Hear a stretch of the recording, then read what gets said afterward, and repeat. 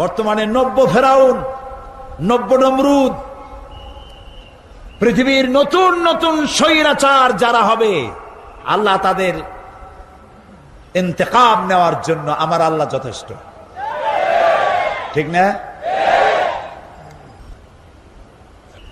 আল্লাহ রাব্বুল আলামিন এই পৃথিবীর মানুষগুলিকে ধনী এবং দরিদ্র দুই ভাগে ভাগ করেছেন। সেই ধনী এবং দরিদ্র দুই ভাগে ভাগ করে শ্রেণী হয়েছে। এই শ্রেণীগুলিকে সমভাবে অর্থনৈতিক বিলিবন্টনের ব্যবস্থাও করেছেন আল্লাহ তাআলা নিজেই, এবং আল্লাহর দেওয়া ব্যবস্থাপনার চাইতে সুন্দর ব্যবস্থাপনা পৃথিবীতে আর হতে পারে না। ইসলাম প্রচারের প্রথম দিনেই আল্লাহ রাব্বুল আলামিন মানুষকে জানাই দিলেন, মানুষের জন্য মানুষ চায়, ক্ষুধার সময় খাবার চায়, আর ভীতির সময় কি চায়? নিরাপত্তা। বলেন কি চায়? আল্লাহ রাব্বুল আলামিন কোরআনে কারীমের মধ্যে বলেছেন, ফালইয়াবুদু রাব্ব হাযাল বাইত আল্লাযী আত'আমাহুম মিন জু'in ওয়া আমানাহুম মিন খাউফ। কাবা শরীফের দরওয়াজায় এই সূরাটি লেখা আছে। কাবা শরীফের ভিতরে আল্লাহ রাব্বুল আলামিন আমার জীবনে একবার ঢোকার তৌফিক দিয়েছিলেন, আলহামদুলিল্লাহ। আমার চোখের সামনে অনেক রাজা বাদশা আমার চোখের সামনে ঢুকছে। জীবনে বহুবার আল্লাহ নিয়েছেন। বাইরে দাঁড়ায় এতিমের মতো কাঁদছি যে আল্লাহ, এই ঘরটার মধ্যে যদি একবার ঢুকতে পারতাম।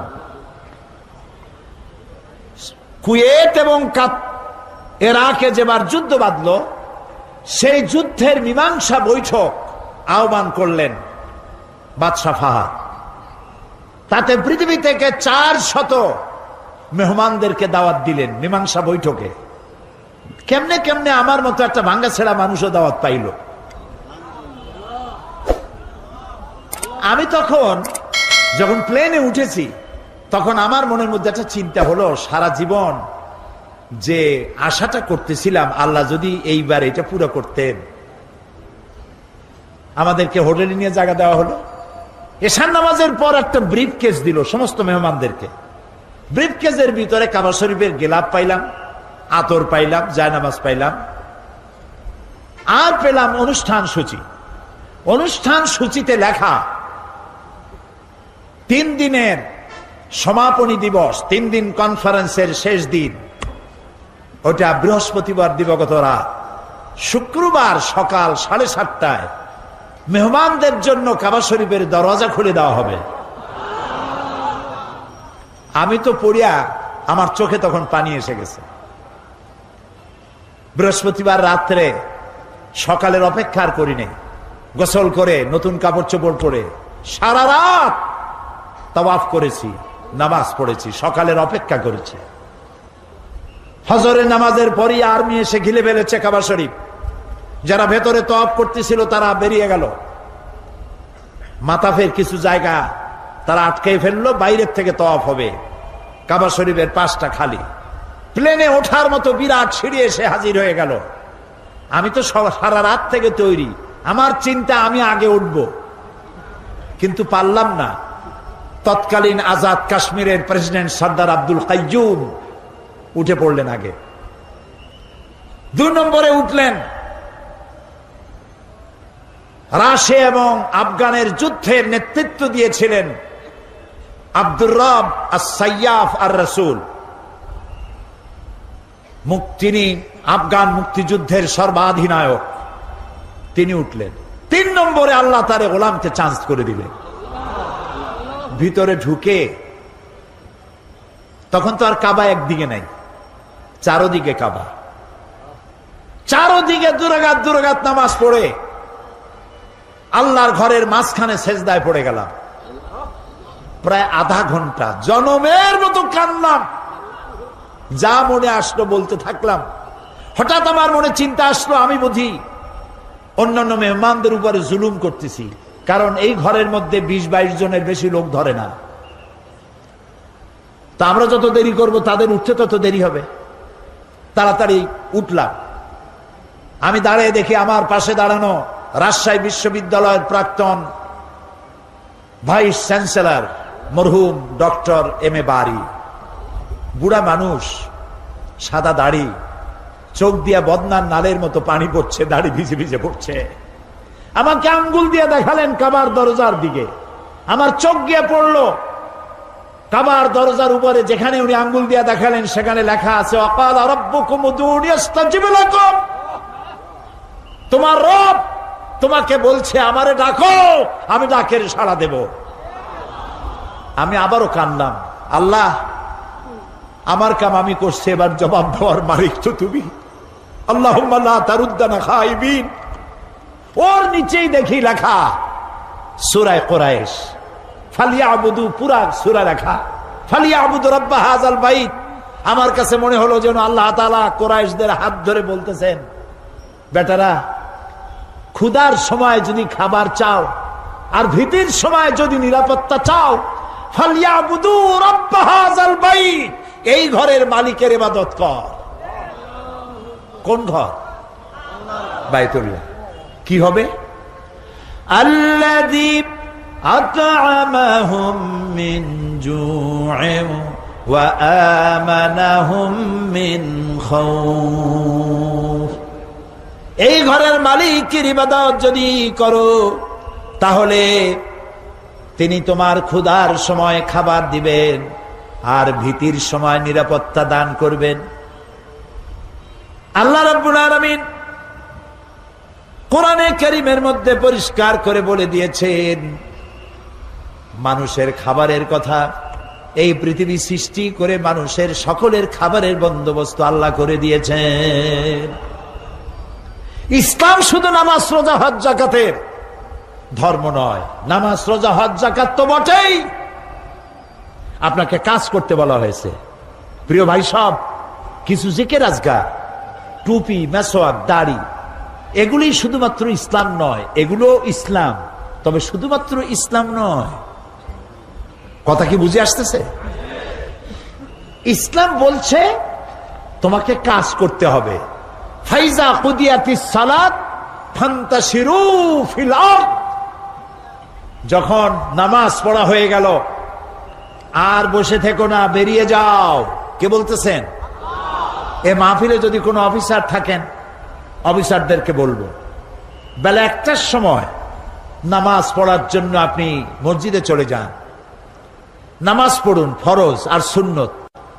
জোহরের নামাজে নফল পড়বেন না, কারণ নফল পড়লে, তসবিহ তেলাওয়াত করলে যে সময়টুকু নষ্ট করবেন, বেতন পুরোপুরি নেবেন, বেতন হালাল হবে না। সুস্থ অবস্থায় মেডিকেল সার্টিফিকেট নিয়ে কোন জায়গায় আখিরি মুনাজাতের জন্য যাবেন, বেতনটা হালাল হবে না। অর্থাৎ ফাঁকি দিতে পারবেন না। আখিরি মুনাজাত তো এখানেও হয়, উল্টা পাল্টা বুঝবেন না। ফাইজা কুদিয়াতিস সালাত ফান্তাশিরু ফিল আরদ। আল্লাহ তাআলা বলছেন নামাজ শেষ হয়েছে, বাইরে যাও। কোথায় যাও? আমার জমিনে ছড়িয়ে পড়ো। খেতে যাও, খামারে যাও, অফিসে যাও, আদালতে যাও, কলে যাও, কারখানায় যাও, কাজ করে খাও। ওয়াবতাগু মিন ফাদলিল্লাহ, আর আমার অনুগ্রহ অনুসন্ধান করো। আমি যত রুজি ছড়ায় রাখছি এগুলি রোজগার করো, এগুলি কামাই করো। সুবহানাল্লাহ। ইসলাম কাজের কথা বলে, কাজ করে খাও। পৃথিবীতে একজন নবী নাই যিনি কাজ করে খান নাই। আজকে ইমামদের একটা সম্মেলনে আমি এই বক্তব্য রেখেছিলাম। জিজ্ঞেস করেছিলাম যে একজন নবীর নাম বলেন যিনি উম্মতের হাদিয়ার উপরে তার রিজেক, তার পরিবার নির্ভর করত। উম্মতেরা হাদিয়া না দিলে নবী আজকে না খেয়ে থাকবে। এইরকম কোন নবীর দুরবস্থা ছিল? বলেন আমাকে, নাম বলেন। পারবেন? পারবেন? আদম আলাইহিস সালাম কৃষি কাজ করতেন, ইদ্রিস আলাইহিস সালাম জমিন চাষ করতেন, দাউদ আলাইহিস সালাম কর্মকার ছিলেন, লোহার অস্ত্রপাতি, খোমতা, শাবল, দা, বটি থেকে শুরু করে সব বানাইতেন। সব নবী কাজ করেছে। রাসূল করিম সাল্লাল্লাহু আলাইহি ওয়াসাল্লাম ব্যবসা করেছেন, ছাগলের রাখালগিরি করেছেন, সমস্ত আইম্মায়ে মুজতাহিদিন কাজ করেছেন। রাসূলুল্লাহ বলেছেন এই হাতের চাইতে এই হাতের দাম বেশি। এই হাতটা কি? ভিক্ষা। এই হাতটা কি? এই হাতটা কি? দেওয়া। রাসূল বলেছেন এইটার দাম বেশি। সুবহানাল্লাহ কোন। তো এইটা আপনি দিবেন কি করে যদি আপনি রোজগার না করেন? আর আল্লাহ তাআলা বলেছেন আমি রুজিতে বরকত দিয়ে দেব। তিজারত করো, ব্যবসা করো, রুজিতে বরকত দেব। সুবহানাল্লাহ কোন। কাজ করিয়া খাও। কাজের জন্য জমিন ছেড়ে দেওয়া হয়েছে, তবে কাজ করতে গিয়ে উযকুরুল্লাহ যিকরান কাসীরা, বেশি বেশি আমার জিকির করিও। যখন কাজ করতে যাবা কি করবা? জিকির করবা। সেই জিকিরটা কি? আপনি অফিসে কাজ করতেছেন আল্লাহু আল্লাহু, জমিনে চাষ করতেছেন আল্লাহু আল্লাহু না। এই জিকির মানে হলো স্মরণ। তুমি নামাজ পড়িয়া অফিসে গেছো, আমি যদি এই জিকির মানে স্মরণ, আমি আল্লাহ যেন তোমার মাথায় থাকি, তোমার ব্রেনে থাকি, তোমার মনে থাকি। যদি তাই থাকি তাহলে তুমি কলমের খোসা দিয়া তোমার অধীনস্থ ব্যক্তির চাকরি নষ্ট করতে পারবা না। চাকরির সময় আমি যদি তোমার দিমাগে থাকি, সরকারের টাকা কলমের খোঁচা দিয়া পকেটস্থ করতে পারবা না। টিয়ারের গম আর কাবিখার গম জন্মের খাওয়া খাইতে পারবা না। এটার নাম রাখছে কাবি খা, মানে খাবি জন্মের খাওয়া খা, খাবি খা। আল্লাহ স্মরণে থাকলে এটা পারবা না। জমিন চাষ করতে গেছো, আমি যেন স্মরণে থাকি, আমি যদি স্মরণে থাকি পরের জমিনের আইল তুমি ঠেলতে পারবা না আমার ভয়তে। সুবহানাল্লাহ। যারা ঘুষ খান, যারা ঘুষ খান, চট্টগ্রামে আমি মনে করি এরকম অফিসার নাই। যারা ঘুষ খান তারা জিজ্ঞেস করি কি খাইতেছেন, কি খান? আহারে,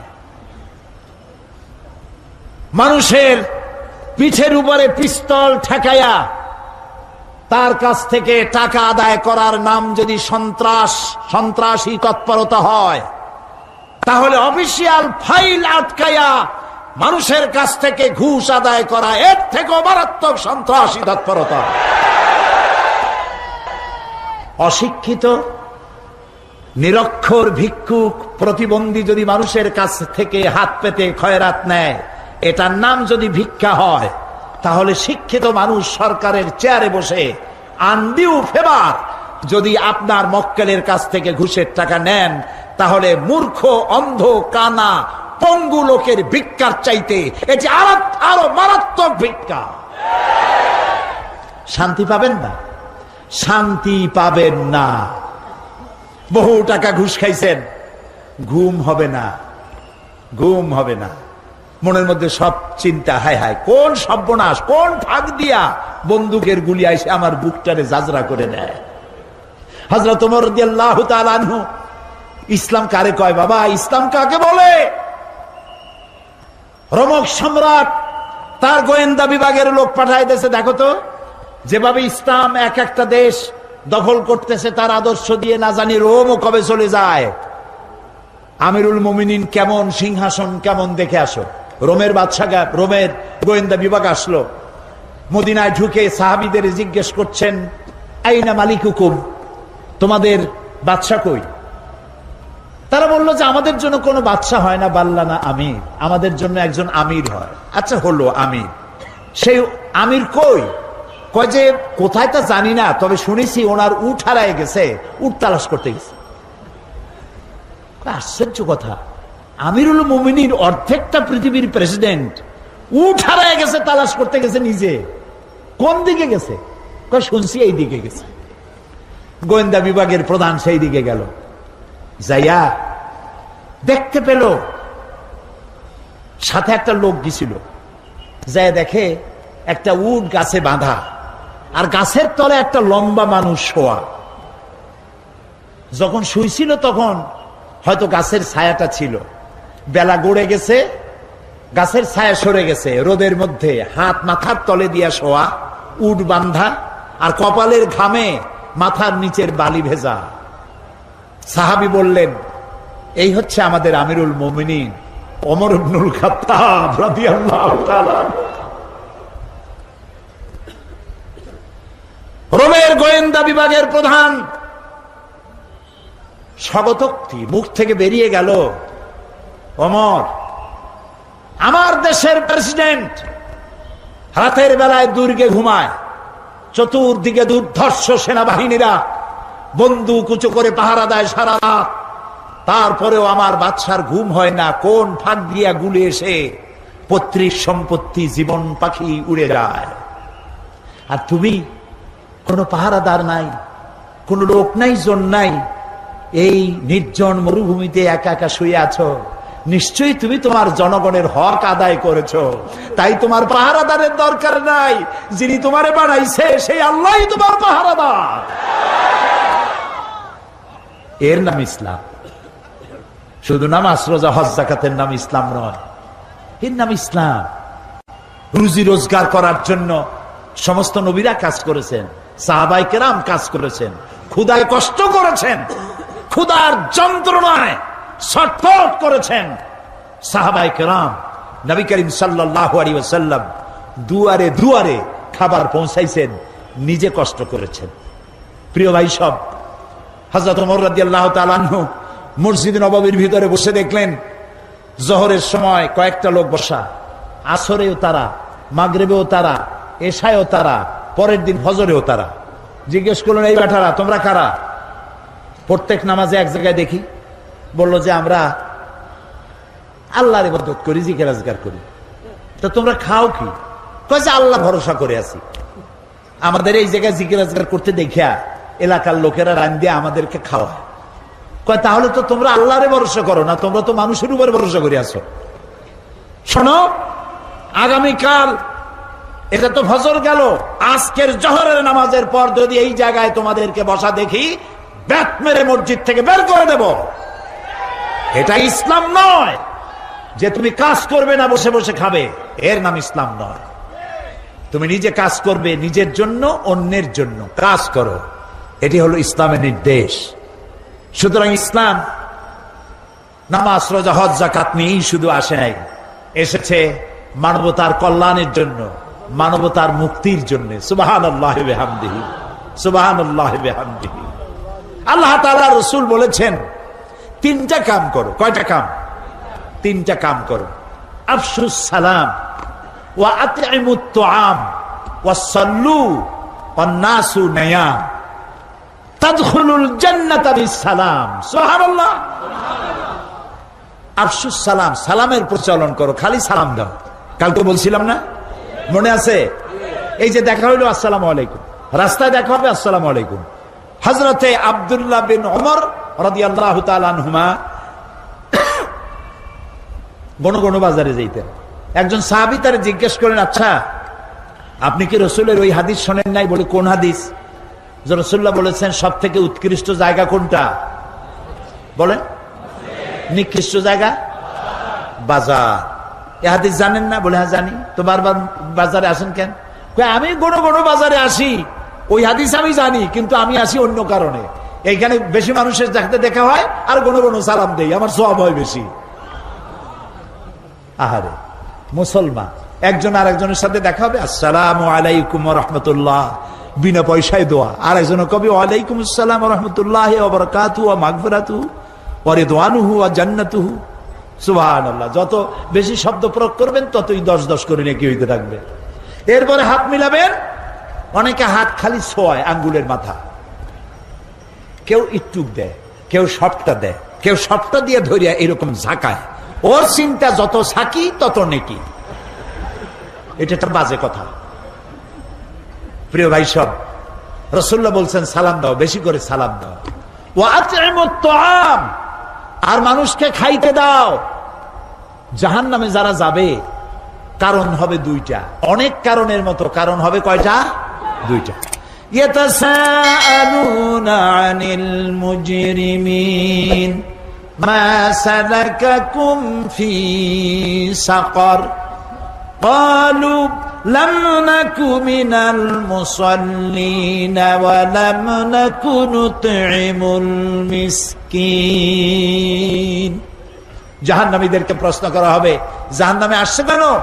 বলবে দুইটা কারণে, আমরা নামাজ পড়ি নাই আর এতিম মিসকিনকে খাইতে দেই নাই। নাউজুবিল্লাহ, বলেন নাউজুবিল্লাহ। এতিম মিসকিনকে খেতে দিবেন, মেহমানদের দাওয়াত দিবেন, বেশি করে খাওয়াবেন, শুধু নিজেই অন্যের বাড়িতে গিয়ে খাবেন না, মানুষকেও দাওয়াত দিয়া খাওয়াবেন, তাহলে মহব্বত বাড়বে। কি বাড়বে? মহব্বত বাড়বে। আর একটা কি? ওয়াসাল্লু ওয়ান্নাসু নিয়াম। আর নামাজ পড়তে দাঁড়াও ওই সময় যখন মানুষেরা সব ঘুমাইয়া যায়। কোন সময়? রাতে। রাতের কোন অংশে? অর্ধেক, এরপরে অথবা তৃতীয় অংশে। এই সময় নামাজটা কেন? কারণ আল্লাহর কাছে, মানুষের কাছে, সব মুমিনের কাছে সব থেকে প্রিয়তম কে? সবাইকে বলতে হবে কে?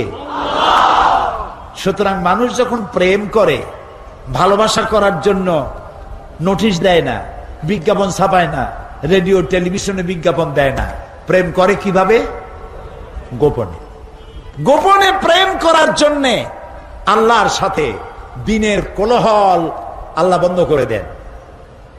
আল্লাহ রাব্বুল আলামিন বলেন, ওয়াজআলনান নাহারা মাআশা, দিন বানিয়েছি রুজি রোজগার করার জন্য, রিজিক কামাই করার জন্য। ওয়াজআলনাল লাইলা লিবাসা ওয়াজআলনা নাওমাকুম সুবাতা, রাত বানালাম আমি তোমাদের জন্য শান্তির বাহন করে, আচ্ছাদন দিলাম, ঘুমকে বাহন করলাম। এই সুন্দর রাতে সব মানুষ ঘুমিয়ে গেছে, বান্দা এই সময় ঘুমের থেকে জাগো, আমারে সেজদা দাও, সেজদার ভিতরে তোমার যা বলার আছে আমারে বলো। আল্লাহ রাব্বুল আলামিন চতুর্থ আসমানে এসে যান অথবা প্রথম আকাশে আসেন। হর হমেশা देने को वो तैयार है, हर हमेशा देने को वो तैयार है, जो न मांगे उससे वो बेजार है। সব সময় দিতে প্রস্তুত আল্লাহ রাব্বুল আলামিন, যে চায় না আল্লাহ রাব্বুল আলামিন তার প্রতি নারাজ হয়ে যায়। গভীর রাত্রি সিজদার ভিতরে গিয়ে মানুষ যখন কাঁদতে থাকে, আল্লাহ রাব্বুল আলামিন ফেরেশতাদেরকে জিজ্ঞেস করেন, আমার ফেরেশতারা পৃথিবীতে মানুষ যখন সব ঘুমানো, আমার এই বান্দাগুলি কান্দে কেন, বান্দিরা কান্দে কেন? ফেরেশতারা বলে, রব্বুল আলামিন ওরা গুনাহ করেছে, তোমার কাছে মাপ চায়, জাহান্নাম থেকে মুক্তি চায়। আল্লাহ প্রশ্ন করেন, ওরা আমার জাহান্নাম দেখেছে নাকি, আমারে দেখেছে নাকি, বেহেশত দেখেছে নাকি? তারা বলবে না, দেখে নাই। রব্বুল আলামিন বলেন, ও আমার ফেরেশতারা, আমার এই বান্দাগুলি আমারে দেখে নাই, ফেরেশতা দেখে নাই, জাহান্নাম দেখে নাই, হাসর নসর কিছুই দেখে নাই, শুধু আমার কোরআনের কথা, আমার নবীর কথা বিশ্বাস করে যেভাবে তারা কাঁদতেছে, তোমরা সাক্ষী থেকে যাও, আমার এই ক্রন্দনরত বান্দাগুলিরে আমি মাফ করে দিলাম। সুতরাং নবীজির কথা মতো যারা সালামের প্রচলন করবেন, মেহমানদের খাওয়াবেন, রাতের বেলায় জেগে নামাজ আদায় করবেন, আল্লাহ রাব্বুল আলামিন তাদেরকে, নবীজি বলেন, তাদখুলুল জান্নাতা বিসসালাম, আল্লাহ তাআলা শান্তির সাথে তাদেরকে জান্নাতে প্রবেশ করাবেন। এই পৃথিবী হচ্ছে মানবতার কল্যাণের জন্য, মানব সভ্যতা বিকাশের জন্য, এই পৃথিবীকে সুন্দর করে সাজিয়ে গুছিয়ে রাখার জন্য আল্লাহ মুসলমানদেরকে দায়িত্ব দিয়েছেন। এটার নামই হচ্ছে ইসলাম। ইসলাম মানবতার কল্যাণ নিয়ে এসেছে, ভালোবাসা নিয়ে এসেছে, মোহব্বত নিয়ে এসেছে।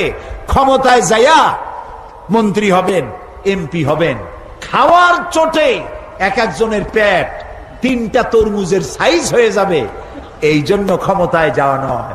কিছু লোক আছে, হায় হায়, ক্ষমতা পাইয়া এমন খাওয়া খাইছে, পেটটারে এত মোটা করছে, কোন রুমের মধ্যে ঢুকতে হলে হাত দিয়ে দরজা খোলার দরকার হয় না, পেটের ধাক্কায় দরজার কাম সারা।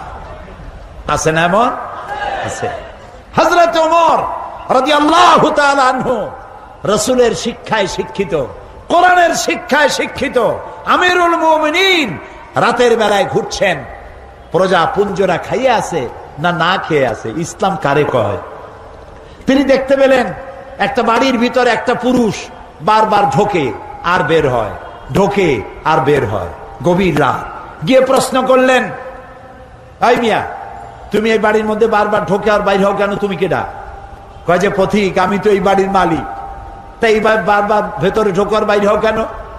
বলছে পথিক সে চেনে নাই আমিরুল মুমিনিনকে। বলছে আমার মতো বিপদে জীবনে কেউ পড়ে নাই। বলে কিরকম? আমার ঘরে আমার বউ আসন্ন প্রসবা, এখনই বাচ্চা হবে, আমার ঘরে কোনো পুরুষও নাই, আমি ছাড়া কোন মেয়ে লোকও নাই, আর আমি এই বিষয় সম্পূর্ণ অনভিজ্ঞ, কিছুই জানি না। আমার স্ত্রীর কষ্ট, আমার জীবন বেরিয়ে যাচ্ছে, আমি কোনো সাহায্য করতে পারছি না। হযরত ওমর রাদিয়াল্লাহু তাআলা আনহু বলছেন, অপেক্ষা করো, দেখি আমি তোমার কোনো সাহায্য করতে পারি কিনা।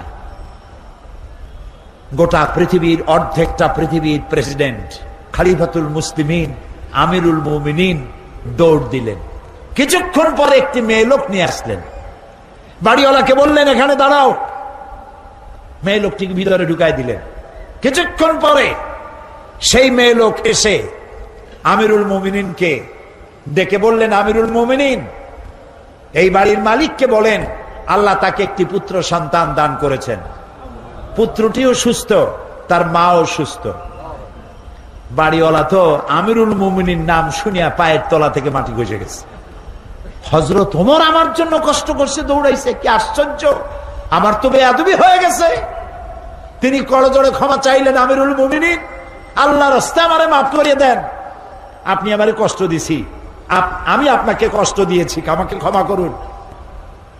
আর এই যে মেয়ে লোকটারে নার্স নিয়ে আসছেন, সেবিকা, কিছু টাকা আপনি তাকে দিয়ে দেবেন, এই টাকাগুলো আপনি নেন। হযরত ওমর বলেন,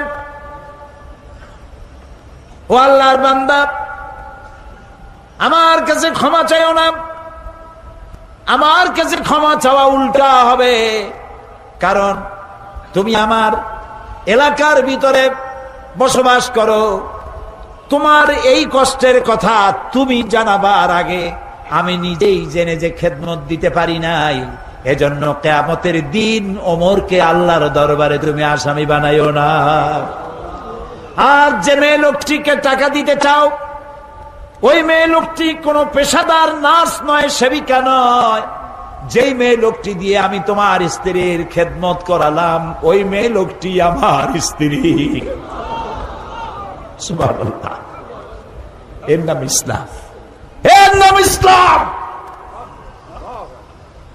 শুধু নামাজ রোজা হজ যাকাতের জন্য নয়, নামাজ রোজা কম্পালসারি ডিউটি, দাড়ি রাখা মুসলমানের আলামত, মেসওয়াক করা, সুরমা লাগানো, লম্বা জামা গায়ে দেওয়া, এগুলি ইউনিফর্ম।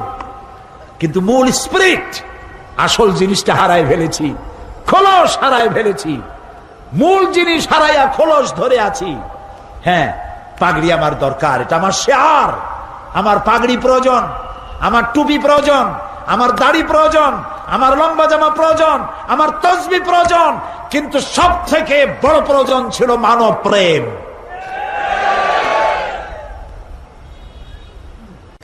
মুসলমান মুসলমানের প্রতি ভালোবাসা, মহব্বত করা, খোঁজ খবর নেওয়া। সে যদি আমার প্রতিবেশীও হয়, সে যদি আমার হিন্দুও হয়, সে যদি খ্রিস্টানও হয়, তার খোঁজ নেওয়া, খবর নেওয়া। অন্য ধর্মের প্রতি অসদাচরণ না করা, এটার নাম ইসলাম। আলহামদুলিল্লাহ, আমি আল্লাহ শুকর আদায় করি, আমার এলাকায় অনেক হিন্দু, অন্তত ৮০,০০০ ভোটার আমার এলাকায়। নির্বাচনে আল্লাহ যখন জিতাই দিলেন, বিজয় মিছিল করি নাই, আল্লাহরে বলছিলাম, আল্লাহ তুমি যদি দয়া করে তোমার গোলামকে জিতায় দাও, বিজয় মিছিল করব না, তোমারে লম্বা করে সেজদা দেব, শুকর আদায় করব। জনসভা করেছি এবং পুলিশকে নির্দেশ দিয়েছি, আমার এলাকায় অনেক হিন্দু আছে, যদি কোনো হিন্দু অত্যাচারিত হয়েছে, কোন হিন্দু রমণী অত্যাচারিত হয়েছে, কোন মন্দিরের উপরে নির্যাতন করা হয়েছে, ভেঙে দেওয়া হয়েছে, এই রিপোর্ট যদি পাও, যে মুসলমান করবে তাকে ধরে এনে লাইট পোস্টের সাথে বেঁধে 24 ঘন্টা পেটাবে, অন্তত 6 মাসের ভেতরে যেন বাপের নাম তার মনে না আসে। আলহামদুলিল্লাহ, আমার এলাকায় হিন্দুরা, হিন্দু নেতারা আমার মঞ্চে দাঁড়িয়ে বলেন, বিগত 8 বছর মায়ের কোলে সন্তান থাকে যেভাবে নিরাপদে, আমরা সেভাবে নিরাপদে আছি। আমি তাদের বক্তব্য শুনে কান্দি আর আল্লাহর সাথে বিনয়ের সাথে সেজদা দেই, মাবুদ, এই তো মুসলমানের কাজ, এটা সব জায়গায় হওয়া উচিত। আমার দ্বারা হিন্দু নির্যাতিত হবে না, আমি মুসলমান। হযরত আমর ইবনুল আস রাদিয়াল্লাহু তাআলা আনহু মিশর দখল করলেন। গির্জার ঈসা আলাইহিস সালামের মূর্তির নাক কে যেন ভেঙে দিল, খ্রিস্টানেরা এসে নালিশ করলো। হযরত আমর ইবনুল আস রাদিয়াল্লাহু তাআলা আনহু সারা দেশ তোলপাড় করলেন, কে এই কাজ করেছে, ধরো তাকে। আসামি খুঁজে পাওয়া গেল না। আমর ইবনুল আস রাদিয়াল্লাহু তাআলা আনহু তিনি খ্রিস্টানদেরকে ডাকলেন, খাপ থেকে তরবারি বের করে পাদ্রীর হাতে তুলে দিলেন। খ্রিস্টানের পাদ্রী, এই নাও তরবারি, আমি তোমার ঈসা আলাইহিস সালাম আমারও নবী, তার নাক কে ভেঙেছে আমি আসামি খুঁজে পাই নাই, কিন্তু তার নাক ভাঙ্গে তোমার কলিজায়, খ্রিস্টানদের কলিজা আঘাত দিয়েছে যে দুর্বৃত্ত, তাকে তো আমি পেলাম না, কিন্তু এই দেশ আমি দখল করেছি, আমার নেতৃত্বে দেশ দখল হয়েছে, এই অপরাধের বোঝা আমারও। এই তরবারি নাও, আমি এদের খলিফা, আমি মিশরের গভর্নর, এই তরবারি দিয়ে আমার নাক কেটে দিয়ে মুসলমানের কলিজা আঘাত দাও। পাদ্রী বলল, যেই জাতের মুসলমানদের শাসক পরধর্মের প্রতি এত শ্রদ্ধাশীল, আমি আর খামোখা খ্রিস্টান থাকি কেন? লা ইলাহা ইল্লাল্লাহ। 40 পাউন্ড মিশরীয় পয়সা লাগলো জাদুঘরে ঢুকতে। আমরা ঢুকতেছি, ঢুকে দেখলাম শয়তান কই, গুড়ি সব জায়গায়, বিশাল জাদুঘর। জিজ্ঞেস করলাম আসলটা কই? বলল যে তিনি দোতলায় আরাম ফরমাচ্ছেন, ওনারে দেখতে হলে আরো 40 পাউন্ড দেওয়া লাগবে। তো চিন্তা করলাম এটা কি অপচয় হয় নাকি? পরে দেখলাম আল্লাহ তাআলাই তো বলেছেন, কুল সিরু ফিল আরদ ফানজুর কাইফা কানা আকিবাতুল মুকাজ্জিবিন। আমার দুনিয়া ঘোরো আর আমার সত্যের অস্বীকারীরা তাদের পরিণতি আমি কি করেছি চোখ দিয়ে দেখো। তো আল্লাহই তো কইছে দেখতে যাই, দেখে আসি। যাই দেখলাম গ্লাসের বক্সের ভিতরে মিস্টার ফেরাউন চিতই শুয়ে রয়েছে। জীবনে তো শয়তান দেখি নাই, আমার মনে হয়েছিল শয়তান যদি দেখতাম মনে হয় এইরকমই হইতো। চোখ দুইটা এখনো আছে, মাথায় কয়েক গাছে চুলও আছে, হাতের নখও কয়েকটা আছে, গলাটা এরকম চিকন, বডিটা কাপড় দিয়া জড়ানো। আহারে ফেরাউন, কি জ্বালান জ্বালাইছ। মুসা আলাইহিস সালাম অনেক সময় তাকায় দেখলাম, আমার মন ফিরে গেল 3500 বছর আগের কোরআনের পাতায়, ইতিহাসের পাতায়। এই ফেরাউন মুসা আলাইহিস সালামকে তাড়া করেছে। মুসা আলাইহিস সালাম সাগর তীরে বসে আছেন। সাথীরা বললেন, ইয়া মুসা ইন্না লামুদরাকুন, আমরা তো পাকড়াও হয়ে গেলাম, সাড়াশি আক্রমণ 3 দিক থেকে আমাদেরকে ঘেরাও করেছে, পালাবার তো রাস্তা নাই। মুসা আলাইহিস সালাম বললেন, কাল্লা, কখনো নয়, কখনো নয়, রব্বি সাইয়াহদিন, অবশ্যই আমার আল্লাহ আমার পথ বের করে দিবেন। সুবহানাল্লাহ, তো আসতে কইলেন, এর নাম নবীর ঈমান। আপনারা কি ভয় পান? কত দলে জোট বানাইলো, এটা ভয় পাওয়ার কোন কারণ নাই।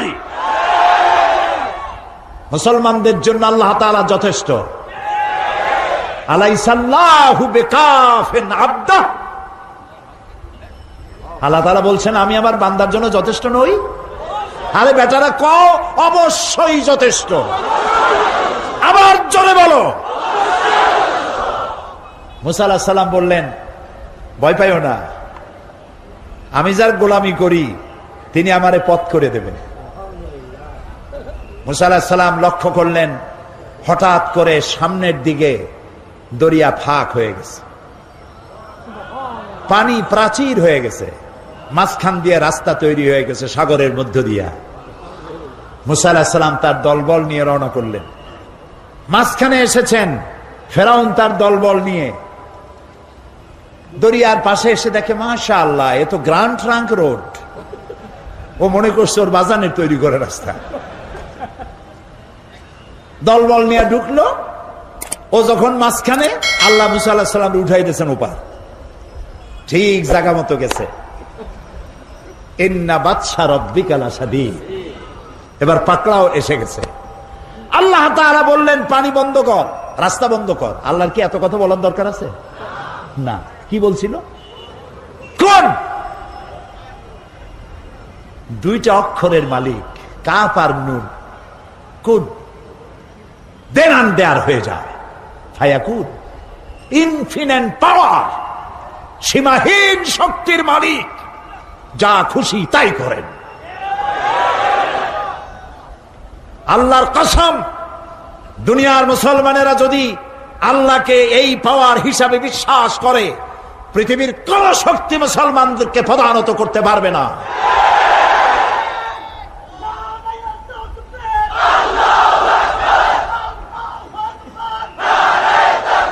বাস, রাস্তা বন্ধ হয়ে গেল। সাথী সঙ্গী যা ছিল কয়েক চুবনির মধ্যে শেষ। এখন ফেরাউন একা সাগরের উত্তাল ঢেউয়ের মধ্যে একবার নিচে চলে যায়, আবার উপরে ভেসে ওঠে। পানি খাইতে খাইতে পেট গেছে পটকা মাছের সাইজ হইয়া। পটকা মাছ বলেন না? চট্টগ্রামে কি কয় না, কি এর পুঁটি মাছ চেনে না? শোন, পটকা মানে ফু দিলে পেট ফোলে, ক্রমান্বয়ে ফোলে, খাইলে মানুষ মরে। কি কয়? পটকাই ঠিক আছে। আর আমি এটাও বুঝি না, পত্র পত্রিকা প্রায় আসে পটকা খাইয়ে মরছে, তারপরেও মানুষ যে কে খায় এগুলা অল্লাই যায়। পত্রিকায় দেখে যে পটকা খাইয়ে অমুক এলাকায় এতগুলো মানুষ মরছে। পটকায় লাগছে কি? এত খান কেন?